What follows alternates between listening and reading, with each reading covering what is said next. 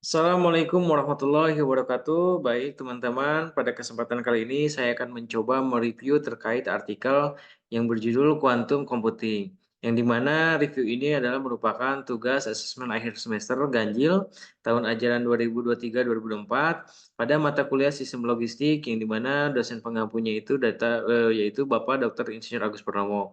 Dan saya sendiri di sini itu sebagai Fahmi Nurul Fikri dengan NPM 211230060.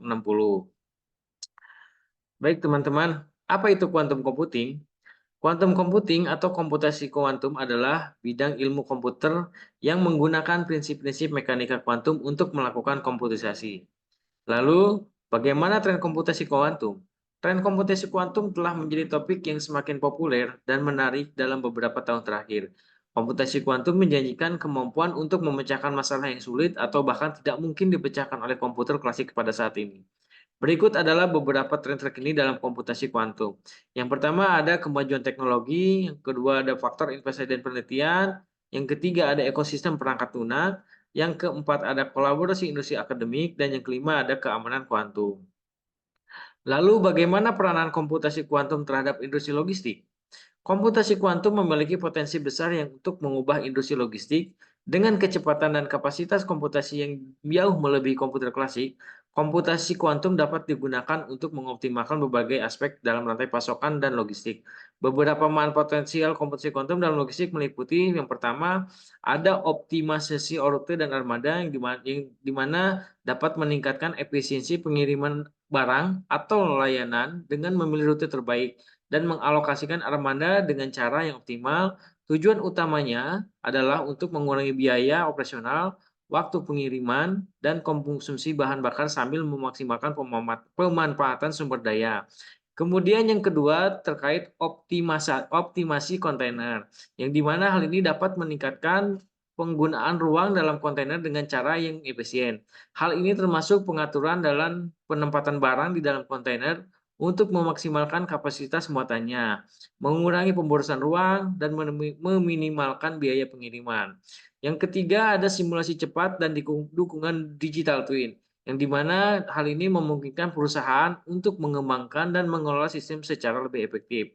Dan yang terakhir ada yang namanya internet kuantum dan perlindungan data. Hal ini dapat mengatasi masalah keamanan dalam mentransfer data. Kemudian opini terkait komputasi kuantum terhadap industri logistik, di mana menurut saya, komputasi kuantum ini memiliki potensi yang sangat besar untuk mengubah industri logistik di masa depan. Dengan kemampuannya untuk memproses informasi secara simultan, komputasi kuantum dapat mengatasi masalah kompleksitas yang sering terjadi dalam optimisasi rute, manajemen inventaris, dan perencanaan distribusi. Dengan demikian, komputasi kuantum dapat meningkatkan efisiensi, mengurangi biaya, meningkatkan kepuasan pelanggan melalui penggunaan teknologi yang inovatif.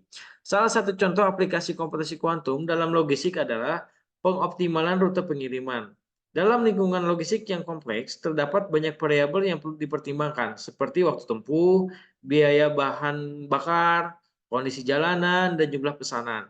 Komputasi kuantum dapat memproses informasi dari berbagai kemungkinan dengan lebih efisien daripada komputer klasik, sehingga memungkinkan untuk menemukan solusi optimal dengan cepat. Namun demikian, saat ini pengembangan dan penerapan komputasi kuantum dalam logistik masih dalam tahap awal, sehingga tantangan seperti kesulitan dalam membangun dan memiliki komputasi kuantum yang stabil, serta kurangnya algoritma kuantum yang dioptimalkan untuk aplikasi logistik masih perlu diatasi.